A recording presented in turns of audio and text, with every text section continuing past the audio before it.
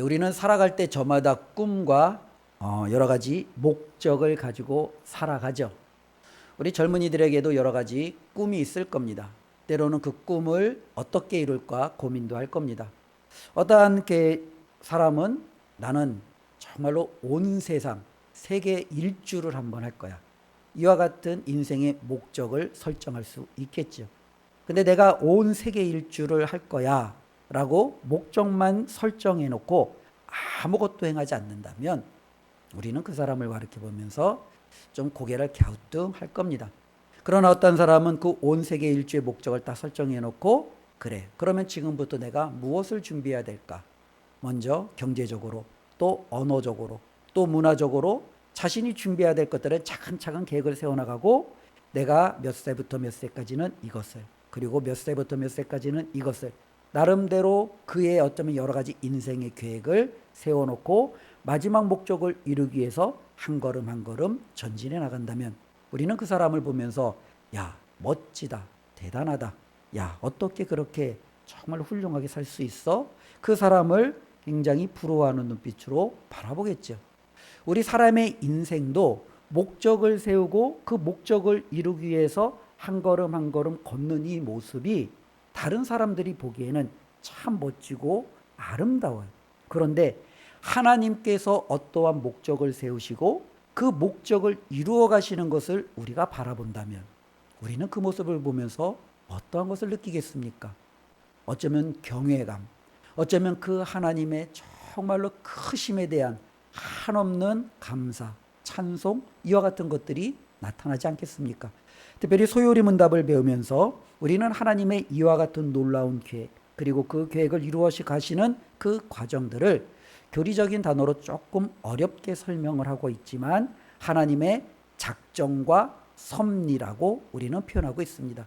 즉 작정은 하나님의 크신 계획이에요. 섭리는 그것을 이루어 가시는 하나님의 운영 방식이에요. 이와 같은 것을 우리는 계속적으로 몇 주에 걸쳐 살펴보았습니다. 특별히 하나님의 이와 같은 자신의 뜻과 목적을 이루기 위해서 하나님이 섭리하는 것 가운데 하나님의 그 섭리를 독특하게 보여주었던 대상이 있어요. 하나님이 창조물 가운데에서도 하나님이 유독 독특하고 특별하게 대했던 대상이 있었죠. 누구예요? 마지막 날에 창조한 사람이에요. 그런데 하나님은 섭리 가운데에서도 이 사람에게는 다른 창조물하고는 다르게 독특한 하나님만의 그 섭리를 보여주십니다. 오늘 소요리 문답 12문은 바로 그것에 대한 질문과 답변으로 이루어져 있죠. 우리 소요리 문답 12문, 우리 질문 한번 읽어보겠습니다. 사람이 창조받은 지위에 있을 때 하나님께서 그에게 행하신 특별한 섭리는 무엇입니까? 예, 조금 어렵지만 12문 질문을 딱딱 끊어서 우리가 생각해 보면 금방 알 수 있어요. 사람이 창조받은 지, 하나님께서 아담과 하와를 처음 창조하셨을 때, 그렇죠? 하나님께서 그들에게 주신 특별한 섭리는 무엇입니까? 라는 거야. 그러니까 아담과 하와에게 하나님께서 주신 특별한 섭리는 무엇입니까? 라고 질문을 했고요. 그 질문에 대한 답 한번 읽어보겠습니다. 하나님께서 사람을 창조하신 후에 완전한 순종을 조건으로 생명의 언약을 맺으시고 선악과를 먹는 것을 금하시며 먹을 경우 사망의 벌을 선언하셨습니다. 예, 굉장히 좀 길고 어렵지만 내용은 아는 거예요. 그러니까 답은 이거예요. 하나님께서는 아담과 하와를 창조하시고 그들과 언약을 맺으셨습니다. 라고 간단히 이야기할 수 있죠. 그렇죠. 하나님께서는요, 말씀으로 온 세상을 창조하셨어요. 근데 하나님이 창조하신 모든 피조물 가운데 하나님이 그들과 언약을 맺은 대상은 사람이 유일해요. 그렇죠. 사람 말고 하나님께서 다른 대상하고 너와 나 언약을 맺자, 너와 나 계약을 맺자, 하나님께서 그 어느 것하고도 이와 같은 언약과 계획을 맺었다라고 성경에는 나와 있지 않아요.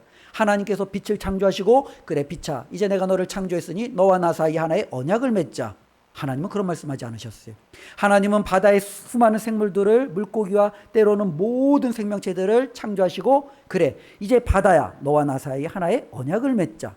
하나님은 그러시지도 않으셨어요. 그런데 하나님은 유독 사람에게는 그들을 창조하시고 그들에게는 하나님께서 하나의 언약을 맺은 거죠. 이게 바로 하나님의 섭리예요. 특별히 하나님의 섭리라는 것은 다양한 방식으로 나타나는데 인간에게는 하나님과 하나의 약속을 통해서 하나님이 이 사람들을 어떻게 내가 이끌어가며 내가 정말로 도달하고자 하는 그 목표에 그 계획 가운데 이들을 끌어안겠다라는 하나님의 놀라운 과정이 담겨져 있다라는 거죠. 특별히 하나님께서 아담과 하와를 처음 창조했을 때 우리가 살펴본 것처럼요. 처음 창조된 사람은 죄가 없어요. 예.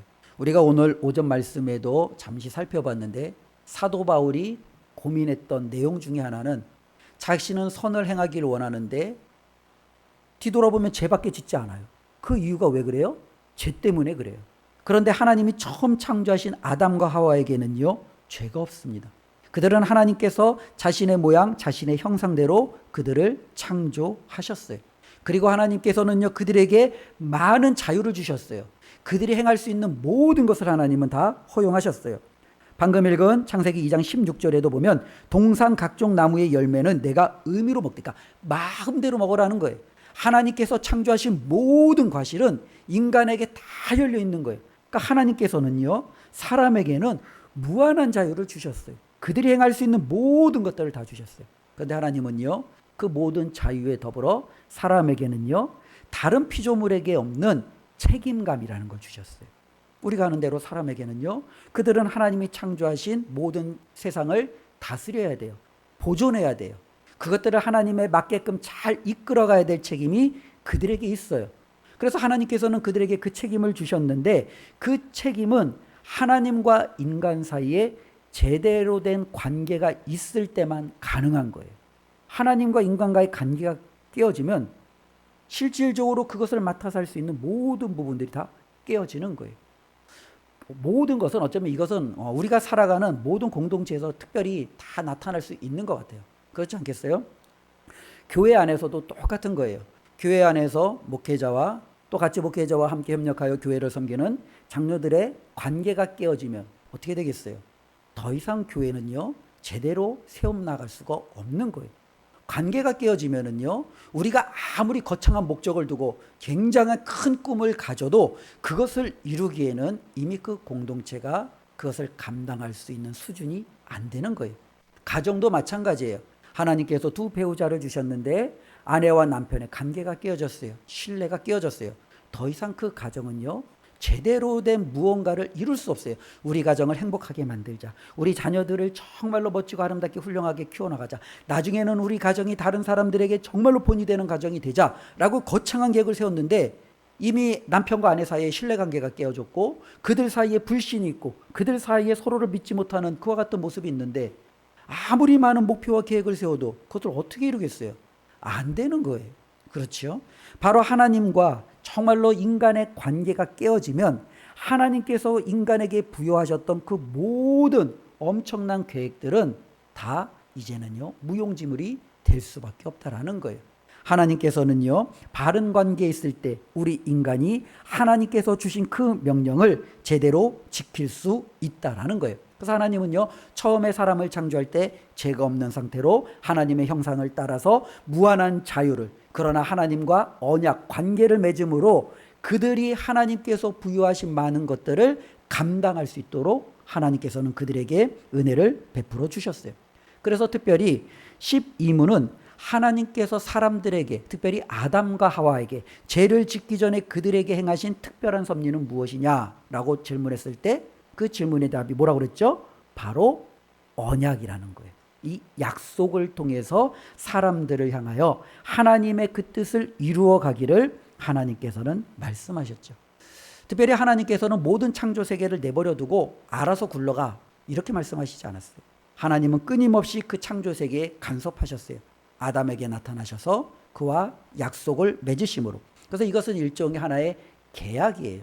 하나님과 사람 사이의 계약이에요. 그래서 이 아담과의 이 계약, 이 언약을 예전에는요, 행위 언약, 혹은 생명의 언약, 혹은 쌍방간에 맺어진 의무 언약, 이와 같은 다양한 용어로 표현하기도 했습니다.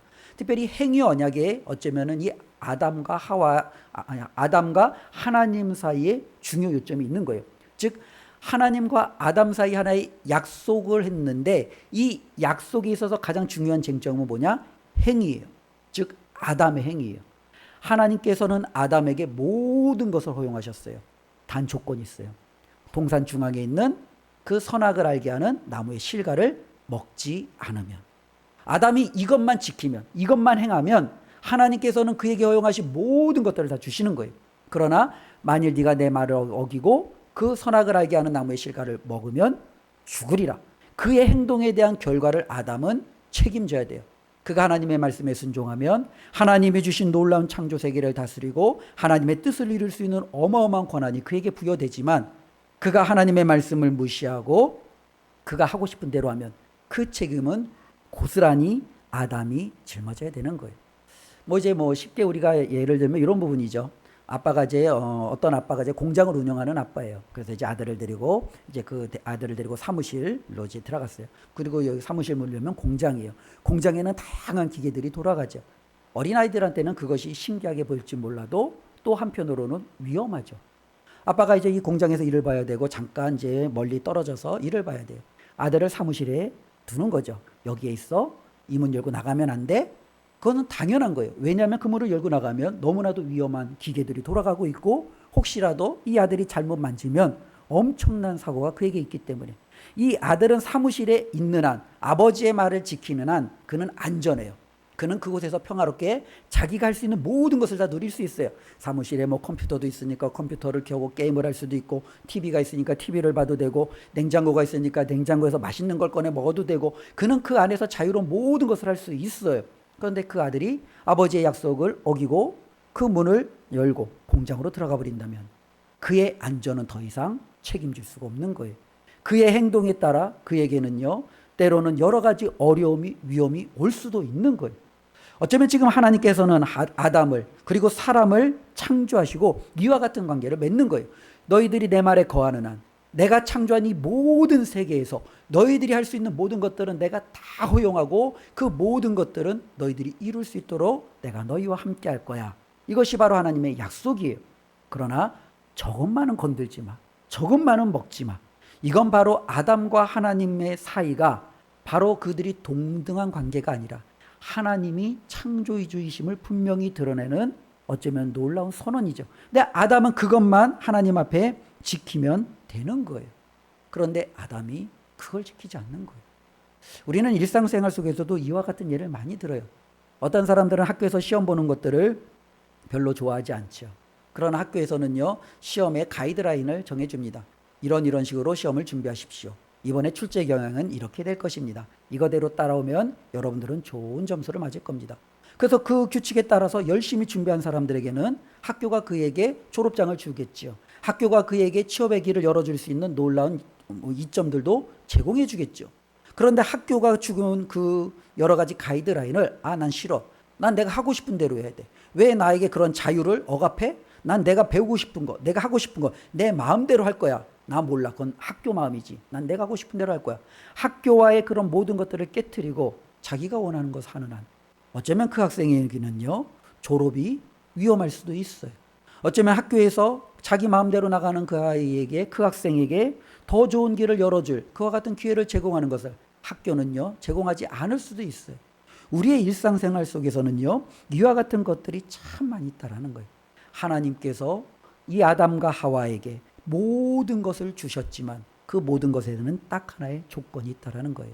하나님을 인정하고 하나님의 말씀을 순종할 줄 아는 것.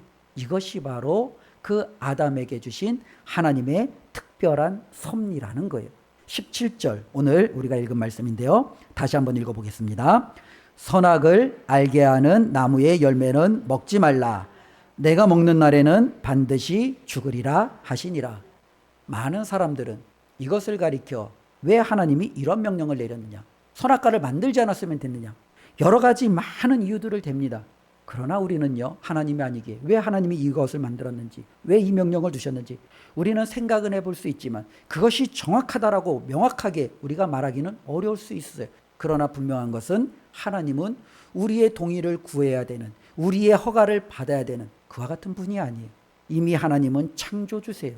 우리의 주인 되시는 분이에요. 그분이 거룩한 뜻과 목적을 가지고 분명히 이렇게 한 데에는 하나님이 정말로 원하시는 그 방향으로 가기 위한 하나님의 엄청난 계획이 들어있다라는 것을 우리는 말씀을 통해서 인정할 수밖에 없는 거예요. 우리가 할 일은 하나님 앞에 순종하면 하나님이 나를 책임져 주겠다라는 그와 같은 놀라운 소망을 붙들고 살아가는 것. 이것이 하나님께서 우리에게 주시는 약속이죠. 바로 이제 이 소유리 문답 12문은 그렇기 때문에 우리가 좀 얻을 수 있는 좀 몇 가지 교훈이 있어요. 특별히 지난주에도 제가 말씀드린 것처럼 이 섭리를 우리가 이야기할 때 이런 거죠. 섭리 지난주에 기억나시죠? 건물을 짓고 내버려 두는 게 아니라 청소하고 페인트 칠도 하고 잘못된 거 쓰면 보수도 하고 수리도 하는 거. 이게 바로 섭리예요. 그렇죠? 하나님께서 온 세상을 섭리하시고 특별히 하나님의 형상으로 지음받은 인간을 향한 특별한 섭리를 가지고 있다는 것은 하나님은 결코 저와 여러분들을 창조하신 후에 알아서 커 이렇게 내버려 두지 않는다는 거예요. 하나님은 우리의 모든 삶을 세세하게 하나님은 간섭하세요. 우리의 양심을 통해서, 생각을 통해서, 말씀을 통해서, 다른 누구 형제 자매들을 통해서 우리에게 말씀하시고 길을 알려주시고 잘못된 길로 가면 채찍도 하시고 옳은 길로 가면 잘했다 칭찬하면 격려도 하시고 하나님은 여전히 우리의 모든 삶에 있어서 하나님의 뜻대로 이루어 주신다라는 거예요. 하나님의 섭리를 통해서 우리가 알 수 있는 것은 바로 이거예요. 아, 하나님은 나를 결코 내버려 두지 않으신다라는 거예요. 우리가 이 계약이라는 것을 말할 때 오늘날에 우리가 일상적으로 말하는 계약보다는 이 계약이라는 이 용어는 보통 예전의 고대 사회나 혹은 중세 봉건주의 사회 때 이 계약이라는 단어가 성경적인 의미에서의 계약과 상당히 흡사합니다. 즉 왕이 있어요. 근데 이 왕이 이때 당시에는 모든 땅을 다 통치하기에는 상당히 어려울 수 있어요. 그래서 이 왕은 그 넓은 땅을 다스리기 위해서 그 자신의 그 땅들에 자신이 믿고 신뢰할 만한 신하들을 세웁니다. 그리고 그 신하들에게는요, 충분한 자치권과 자유와 그가 행할 수 있는 모든 권한을 그 땅에서는 그가 행할 수 있도록 다 맡깁니다. 다만 어려움이 있거나 왕이 요구하는 명령이 있을 때 그 신하들은 왕에게 와서 순종하면 되는 거예요. 그래서 혹시라도 다른 외부에서 쳐들어오면 왕이 가장 먼저 나가서 이 외부와 대적하며 그 적을 물리치는 거예요. 그때 너희도 와서 도우라. 그러면 그들이 와서 돕는 거예요. 혹은 그 땅에 질병이나 전염병이 돌면 왕은 온갖 모든 수단과 방법을 통하여 그 전염병을 대치하기 위해서 굉장히 많은 애를 쓰겠죠. 왕은 자신의 신하들을, 자신의 백성들을 지키기 위해서 최선을 다합니다. 왕이 그들에게 요구하는 것은 그러니 너희들은 내 말에 순종하라 라는 것이 바로 고대나 중건 봉쇄 시대의 왕과 신하의 하나의 계약이었어요. 즉 하나님과 아담 사이의 계약은 바로 이와 같이 유사해요. 하나님은 아담에게 에덴 동산을 허용하셨어요. 그곳에서 그의 모든 자유를 허락하셨어요. 마음껏 통치하고 마음껏 다스리고 마음껏 지키고 마음껏 그의 뜻대로 이루어갈 수 있도록 하나님은 다 주셨어요. 하나님이 아담에게 요구하시는 것은 하나님을 왕으로 인정해서 하나님이 금하신 그 나무의 가시를 먹지 않으면 되는 거예요. 바로 이것을 통해서 하나님께서는요, 이제는 이 아담에게 필요한 모든 것들을 하나님은요, 일일이 다 제공해 주시는 거죠. 이게 바로 하나님께서 우리를, 특별히 사람을 향하여 하나님이 가지고 있는 놀라운 특별한 섭리라는 거예요. 오늘날에도 하나님은 그의 자녀들을요, 이 세상 속에서 그냥 내버려 두지 않으십니다. 하나님은 반드시 그들을 세상 가운데 두셨다면 하나님은 보고 계시고 그들을 향한 하나님의 놀라운 섭리로 그들을 이끌어 가심을 우리에게 보여주시고 있습니다. 특별히 오늘 이 소유리 문답 12문을 통해서 또 하나 우리가 좀 생각할 수 있는 것은 우리가 살아가는 것은 이 관계를 떠나서는요, 어렵다라는 거예요. 하나님께서는 아담을 만드셨고 그가 홀로 있는 것이 좋지 못해서 그에게 배우 이제는 하와를 주셨어요. 그러나 하나님은 아담이 그의 아내 하와를 만나기 이전에 이미 하나님과 아담 사이의 관계를 이루어 주셨어요. 즉 아담은 날 때부터 이 관계라는 측면 안에서 태어나고 있는 거죠. 하나님과 나 사이와의 관계, 나와 아내 사이와의 관계, 아내와 내 사이에 낳은 자녀와 나와의 관계, 그리고 그들이 이제 후손을 번성했을 때 수많은 사람들과 자신과의 관계. 어쩌면 이 관계는요, 우리가 뗄래야 뗄 수 없는 거죠. 조금 전에도 말씀드린 것처럼 이 관계가 무너지면 그에게 주어져 있는 모든 것들은 다 무너질 수밖에 없는 거예요. 특별히 하나님과 이 아담 사이의 이 관계가 무너지면 실질적으로 이 아담이 할 수 있는 것은 굉장히 적은 거죠. 우리가 계약을 조금 전에도 말씀할 때 제가 그 순종, 어쩌면 신하의 입장에서는 그 왕에게 충성을 다하는 것이 전제라고 그랬어요. 그런데 왕은 그 신하들을 위해서 최선을 다했어요. 땅을 주었어요. 그들의 자치권을 주었어요. 외적이 침입했을 때 자신의 군대로 그 외적을 막아 그들을 지켜주었어요. 그래서 이제 왕이 필요해서 그들을 부릅니다. 내가 이러한 모임을 갖고 이러한 도움을 요청할 테니 언제 몇 시까지 이리로 모여라. 그런데 그 신하가 오지 않는 거예요. 그 신하가 자기 땅에 있다 보니까 그 땅에서 내가 왕이거든. 내가 하고 싶은 대로 내 마음껏 다 할 수 있거든. 근데 갑자기 왕이 나에게 명령하니까 기분이 나쁜 거예요. 필요하면 자기가 오든가 나는 안 갈래. 그러면서 그가 마치 그 왕인 것처럼 왕의 명령을 그가 거절합니다. 어떤 일이 일어나겠습니까? 왕이 내버려 둘까요? 아니죠. 왕은 그의 신하의 땅을 빼앗을 거예요. 그리고 그 땅을 더욱더 충성스러운 다른 누군가에게 주겠죠. 하나님께서는 아담에게 에덴이라는 땅을 주셨어요. 그리고 하나님은 그에게 순종을 요구하셨어요. 그런데 아담은 자신이 하나님이 되려고 하나님보다 더 높은 자리에 자기가 서려고 하나님의 말씀을 거역하며 그 과실을 따먹었어요. 하나님이 에덴 동산에 그 아담을 계속 두실까요? 아니죠. 쫓아내는 거죠. 있을 자격이 없는 거예요. 하나님과 관계가 떼어진 그에게 있어서 그는 더 이상 에덴 동산에 머물 수가 없는 거예요. 관계가 깨지면 그런 거예요. 관계가 깨지면. 그래서 실질적으로 하나님께서 특별히 우리 사람에게 끊임없이 역사하시고 섭리하시고 간섭하시는 이유는 하나님과 우리 사이에 이 깨어진 관계를 어떻게 해서든지 하나님께서 어떻게 해요? 해결하시고자 하는 거죠.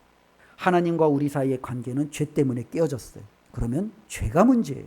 하나님은 그래서 이 죄 문제를 해결하기 위해서 끊임없이 인간의 역사 속에 개입하시고 간섭하시고 이 죄 문제를 해결하기 위해서 나중에는 예수 그리스도를 이 땅에 보내셔서 이 죄 문제를 해결하시는 거예요. 이게 바로 하나님께서 이 관계를 중요시하기 때문에 저와 여러분들에게 행하시는 하나님의 섭리라는 거예요. 그러니 하나님을 떠나면 잠시 잠깐은 좋을 수 있어요. 그러나 그것은 말 그대로 잠시 잠깐이에요. 특별히 우리가 아는 대로 나무에서 가지를 꺾으면 잠시 잠깐 동안 그것이 꽃이 됐든 잎사귀가 됐든 파릇파릇하고 굉장히 좋아 보일 수 있어요. 그러나 시간이 지나면 그건 바로 이미 죽은 거예요. 우리가 하나님을 떠나 이 관계가 깨어진다라는 것은 지금은 내가 더 마음껏 자유를 누리는 것 같고 더 마음껏 내가 모든 삶의 주인인 것 같지만 이미 그 사람은 죽은 거예요. 그래서 우리는 하나님과 이 관계 속에 있을 때 우리는 온전한 삶을 살아갈 수 있다는 것을 바로 오늘 소요리 12문이 우리에게 가르쳐주고 있다는 것을 꼭 기억했으면 좋겠습니다. 특별히 우리가 소요리 문답 12문을 생각하면 로마서에서 나오는 아담과 예수 그리스도를 우리가 생각해 보지 않을 수 없습니다. 문제는 순종이에요. 순종. 하나님께서 아담에게 요구하신 것은 뭐예요? 순종해라요. 하나님께서 예수 그리스도에게 요구하신 건 뭐예요? 순종이에요. 하나님께서 우리에게 요구하시는 건 뭐예요? 순종이에요. 하나님은 그가 창조하신 모든 세계가 하나님께 순종하기를 원해요. 그런데 문제는 오늘날 현실 속에서는 이 순종을 사람들이 싫어해요. 거부해요. 내가 왜? 난 자유롭고 싶어. 난 내 맘대로 하고 싶어. 내가 왜 순종해야 되는데? 사람들은 그래요. 사람들은 실질적으로 자신들이 순종한다라는 것은 자신에게 있어서 굴종이고 굴복이고 자신의 어떻게 보면은 연약함이다라고 생각을 해요. 나는 나대로 그냥 살게 내버려둬. 이것이 오늘날 사람들의 마음이에요. 그런데 하나님은요, 아담에게도 순종을 요구하세요. 예수 그리스도에게도 순종을 요구하세요. 저와 여러분들에게도 순종을 요구하세요. 하나님이 아담에게 순종을 요구했을 때 아담은 순종하지 못했어요. 그래서 그는 생명을 얻지 못했어요. 그는 죽을 수밖에 없는 어쩌면 죄인이 되었어요. 하나님께서 예수 그리스도에게 순종하기를 요구하셨을 때 예수 그리스도께서는 죽음에 이르기까지 자신의 생명을 내어놓기까지 하나님께 순종하셨어요. 하나님께서는 그를 높이시고 그를 모든 천하 만물 위에 가장 높은 자리로 경배의 자리로 하나님께서 예수 그리스도를 세워주셨습니다. 하나님께서 저와 여러분들에게 순종을 요구하세요. 그런데 우리에게 요구하는 순종은 아담과 예수 그리스도에게 요구되어지는 순종하고는 좀 달라요. 아담에게 너 이것을 지켜. 그러면 너는 살아. 이것을 먹으면 넌 죽어. 이것이 아담에게 주어져 있던 어쩌면 행위의 측면에서 주신 하나님의 말씀이었고, 특별히 예수 그리스도에게도 동일하게 예수 그리스도도 그 말씀에 순종함으로 하나님의 구원을 이루는 방편으로 하나님께서 동일하게 주셨다면, 우리에게 요구하시는 순종은요 달라요. 이 말씀을 지키지 않으면 너는 죽어. 이 말씀에 순종하지 않으면 너는 영원한 형벌을 받을 거야. 하나님이 그와 같은 측면으로 우리에게 순종을 요구하시는 게 아니에요. 우리에게 요구하시는 순종은요 조건이 아니에요. 이미 우리는 예수 그리스도를 통하여 구원을 받았어요. 이제 너가 받은 것에 합당하게 살아야 되지 않겠니? 이것이 바로 하나님이 우리에게 요구하시는 순종이에요. 아담에게는, 그리고 예수 그리스도 이전에 많은 사람들을, 죄인들에게는 지키지 않으면 죽으니 순종해야 된다라고 그들에게 하나님이 선언하셨다면, 예수 그리스도께서는 이 율법을, 하나님의 그 행위의 구원의 놀라운 하나님의 그 뜻을 이루셨기에 이미 우리는 예수 그리스도 안에서 하나님 앞에 구원받은 자들이에요. 그러니 이것을 지켜. 그래야 넌 천국 가. 아니에요. 이미 우리는 천국에 가 있어요. 이미 우리는 하나님의 놀라운 약속을 받았어요. 그러니 이제는 감사한 마음으로 그 하나님 앞에 너의 마음을 표현하지 않겠니? 이것이 바로 우리가 가져야 될 하나님 앞에 순종의 자세입니다. 이것을 기억하시면서 우리가 정말로 살아가는 내내 하나님께서 여전히 아담에게 특별한 섭리로 역사하신 그 하나님이 지금도 저와 여러분들의 삶에 특별하게 역사하신다는 것을 기억하고, 우리는 구원받기 위해서 순종하는 것이 아니라 이미 구원을 주신 하나님 앞에 감사함으로, 그 감사의 응답으로 하나님 앞에 나가는 저와 여러분들이 삶이 되었으면 좋겠습니다. 이것이 오늘 우리가 하나님께로부터 받은 말씀이고요. 이 말씀을 기억하면서 한 주 동안 우리 하나님께서 나를 또 어떻게 이번 한 주간 이끌어 가실까? 누구를 만나게 하실까?